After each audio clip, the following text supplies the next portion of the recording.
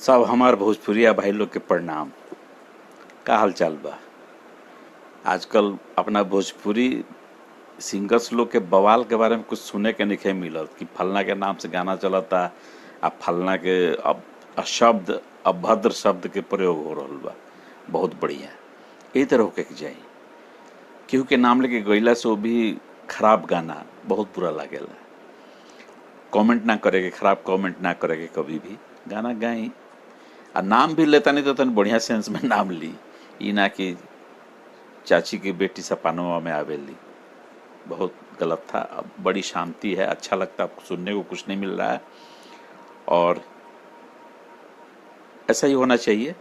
हमारा भोजपुरी जो है हमारा सम्मान है, हमारी मातृभाषा है। मातृभाषा हिंदी के पहले भोजपुरी, क्योंकि हम पहले अपने गांव में अपने घर में भोजपुरी सीखते हैं, फिर हिंदी सीखते हैं जब स्कूल जाते हैं। तो भोजपुरी का सम्मान कीजिए, भोजपुरी के सम्मान करी लोनी, अच्छा से गाई लोनी।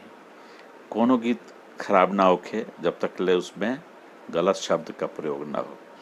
अभी देखिए ही रउआ के एगो वीडियो हम दिखाओ तनी अजीत आनंद और शिल्पी राज के, कितना सुंदर गाना बा। अजीत आनंद भैया जो है एक ज़माने में महुआ टीवी के एंकर हुआ करते थे सुबह में।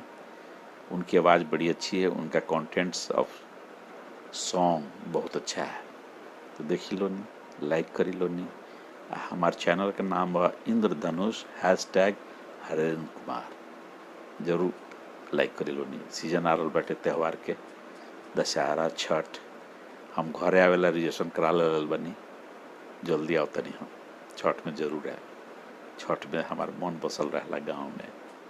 तो फिर भेंट हुई। नमस्कार।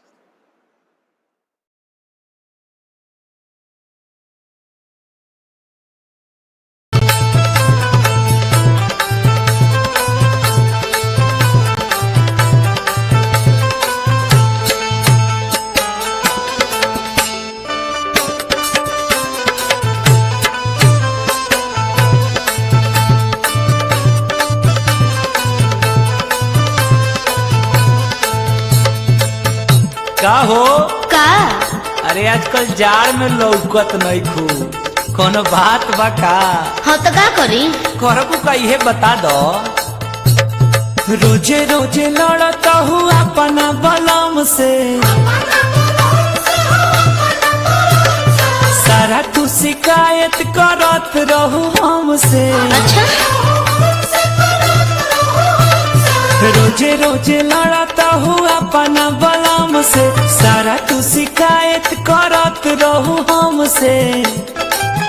बाकी आजकल काहे ना झगड़ा लगे? सुनो, सुनावा। जहड़ा में हाँ जा